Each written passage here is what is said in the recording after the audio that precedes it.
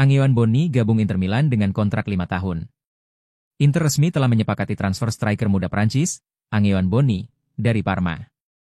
Menurut laporan dari Sky Sport Italia, Nerazzurri membayar 23 juta euro plus 3 juta euro add-ons, dan Bonni akan menandatangani kontrak 5 tahun hingga Juni 2030. Pemain berusia 21 tahun ini dinilai sebagai target utama lini serang Inter sejak awal musim panas, dan hubungannya dengan pelatih Christian Cifu yang mengenalnya selama di Parma disebut sebagai kunci dalam percepatan kesepakatan.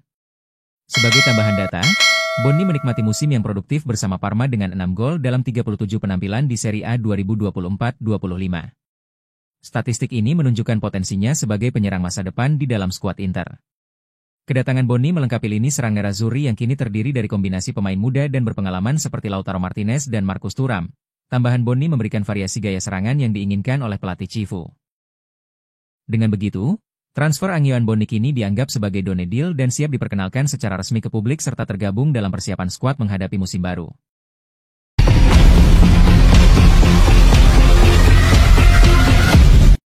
Kemungkinan Nicolo Rovella bergabung ke Inter untuk musim depan kian menipis. Seperti dilaporkan La Gazzetta dello Sport, situasi terbaru di kubu Lazio menunjukkan bahwa sang gelandang akan tetap menjadi bagian dari proyek Maurizio Sarri. Dalam pertemuan terakhir antara pelatih asal Italia itu dan manajemen klub, termasuk Presiden Claudio Lotito, Sarri mendapatkan jaminan bahwa tidak ada pemain inti yang akan dilepas. Jaminan ini mencakup pula Rovella, yang sempat santer dikaitkan dengan Inter sebagai alternatif untuk memperkuat lini tengah mereka. Lotito sendiri mempertegas posisinya lewat pernyataan kepada Il Messaggero. Jika saya memutuskan untuk belanja pemain, saya bisa lakukan rekapitalisasi.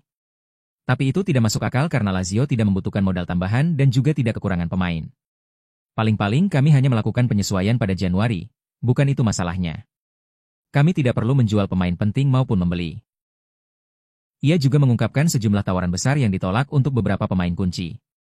Ada tawaran 40 juta euro untuk Castellanos, jumlah yang sama untuk Rovella, Gila, dan Zaccagni. Lalu 35 juta untuk Tavares, 25 juta untuk Isaksen, dan 15 juta untuk Romagnoli. Tapi saya tidak ingin membongkar tim ini.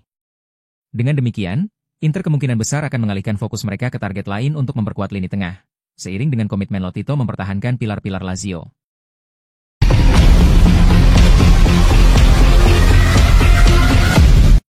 Cifu pertahankan starting 11 Inter untuk laga lawan Fluminense. Christian Cifu dikabarkan akan kembali menurunkan susunan pemain yang sama saat Inter menghadapi Fluminense, seperti saat kemenangan atas River Plate. Francesco Pio Esposito sekali lagi akan menjadi starter untuk Nerazzurri, tulis laporan dari FC Inter 1908.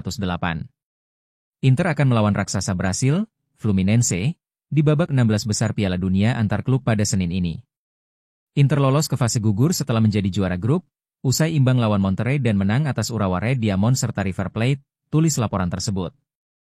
Kemenangan atas River Plate dianggap sebagai penampilan terbaik Inter di fase grup. Cifu akan kembali memakai formasi 3-5-2, bukan lagi 3-4-2-1 yang sebelumnya ia coba, lanjut FC Inter 1908.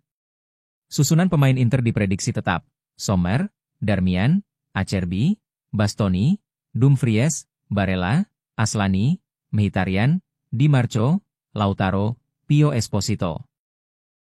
Esposito mendapat kesempatan lagi untuk unjuk kemampuan di lini depan bersama Lautaro Martinez, tutup laporan itu.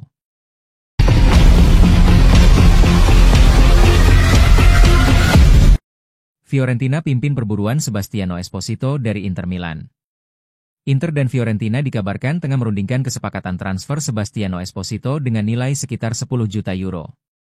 Fiorentina sedang dalam kontak rutin dengan Inter terkait sang pemain, tulis edisi cetak harian La Nazione yang berbasis di Firenze. Esposito kembali ke Inter usai masa peminjamannya di Empoli berakhir musim lalu. Empoli tidak menggunakan opsi pembelian setelah terdegradasi dari Serie A, lanjut laporan tersebut.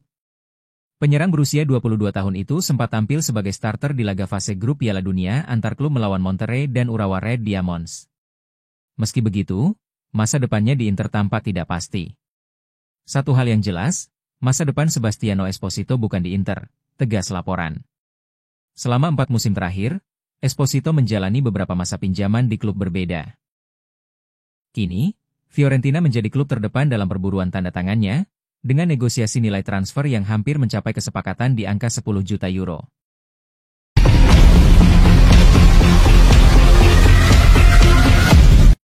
AC Milan dan Real Betis diperkirakan akan membahas masa depan Emerson Royal. Baru-baru ini sebuah video muncul yang menunjukkan bagaimana rombongan Emerson Royal menuju pertemuan dengan perwakilan Real Betis mengenai kembalinya ia ke klub, dan tampaknya pembicaraan ini berjalan sukses. Seperti yang dilaporkan Gianluca Di Marzio sore ini, pemain Brasil itu telah mencapai kesepakatan lisan untuk kembali ke Spanyol. Ketika itu dia meninggalkan klub untuk kemudian bergabung dengan Tottenham Hotspur. Namun seperti yang dilansir Milan News, meski sudah terlihat sangat dekat, struktur kesepakatan sebenarnya dari proses transfer tersebut masih perlu diselesaikan. Sulit untuk memprediksi jalur mana yang akan diambil Milan. Pada Januari lalu, opsi kepindahan permanen, serta pinjaman, telah banyak dibahas, setelah transfer permanen sempat disepakati tetapi kemudian dibatalkan karena cederanya saat melawan Girona.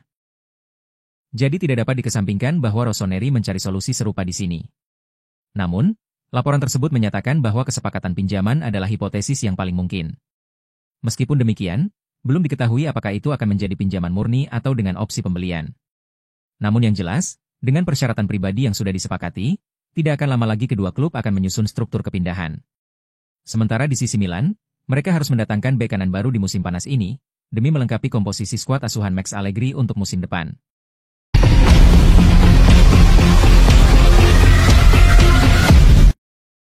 Inter telah mengamankan beberapa perekrutan awal seperti Petar Sucic dan Luis Enrique, serta hampir merampungkan transfer Angeon Boni dari Parma. Namun, aktivitas di bursa transfer belum berakhir. Fokus utama klub saat ini adalah Piala Dunia antar klub di Amerika Serikat.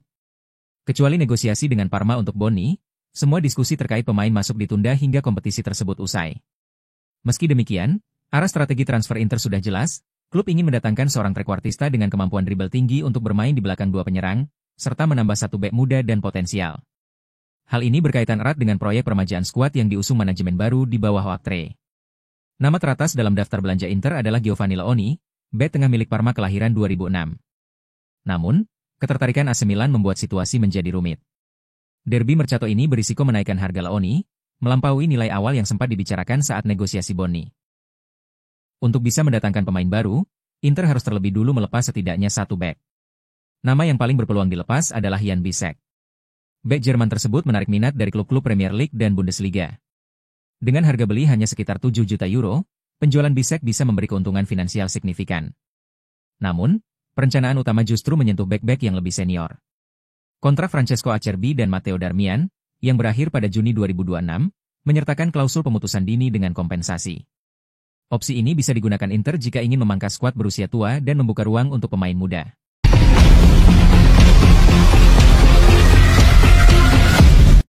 Juventus sedang berupaya keras memperkuat lini pertahanan mereka pada jendela transfer musim panas ini, terutama setelah kebobolan 5 gol dalam pertandingan Piala Dunia antar klub terakhir melawan Manchester City. Gleison Bremer, yang dianggap sebagai opsi paling diandalkan di lini belakang, belum pulih sepenuhnya dari cedera ACL, meski kembalinya ia ke lapangan diperkirakan tidak akan lama lagi. Sementara itu, Pierre Kalulu, yang didatangkan dari Milan, bermain solid namun menunjukkan penampilan buruk saat melawan pasukan Pep Guardiola.